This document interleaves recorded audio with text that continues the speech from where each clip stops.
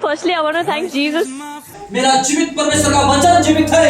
आकाश और पृथ्वी टल जाएंगे परंतु उसका वचन जो उसके मुख से निकला इस पवित्र शास्त्र में आया, जो इस पवित्र शास्त्र में आ गया है, एक बिंदा भी बिना पूरा हुए नहीं टलेगा। हालेलुया।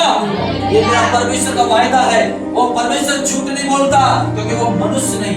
खुद कहता है परमेश्वर, मैं मनुष्य नहीं कि झूठ बोलूं, मैं झूठ नहीं बोलता। वो कहा है और क्या कहता सुनिएगा, यहोवा क्योंकि यहोवा की यह वाणी है,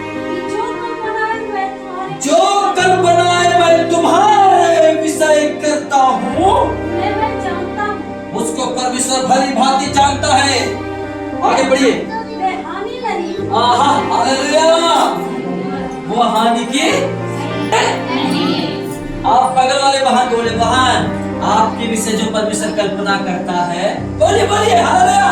भाई और भाई की तरफ घूम के बोलिए, आपके विषय जो परमेश्वर कल्पना करता है, परमेश्वर हमारे विषय कल्पना करता है, वो हानि की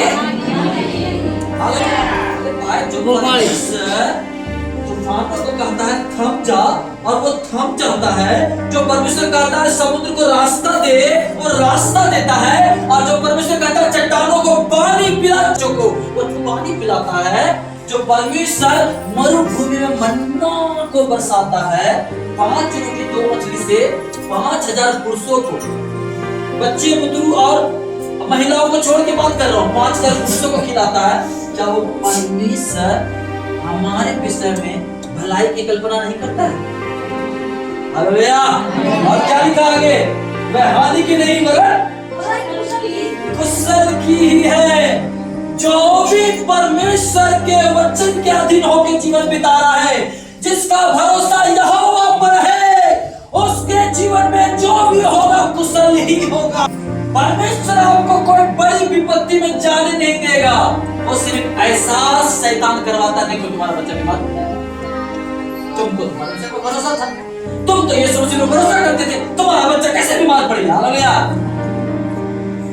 मेरा परमेश्वर उस बीमारी को तुरंत निकालने की ताकत रखता है। हालेलुया।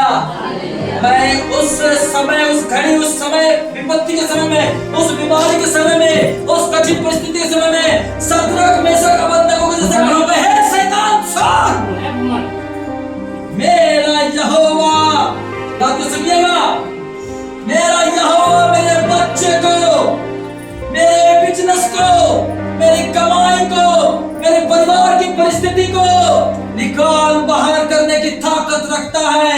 तो अभी सुन, यदि वो ना भी निकाले तो भी मैं तेरे सामने नहीं झुकने वाला। हालेलुया। हालेलुया।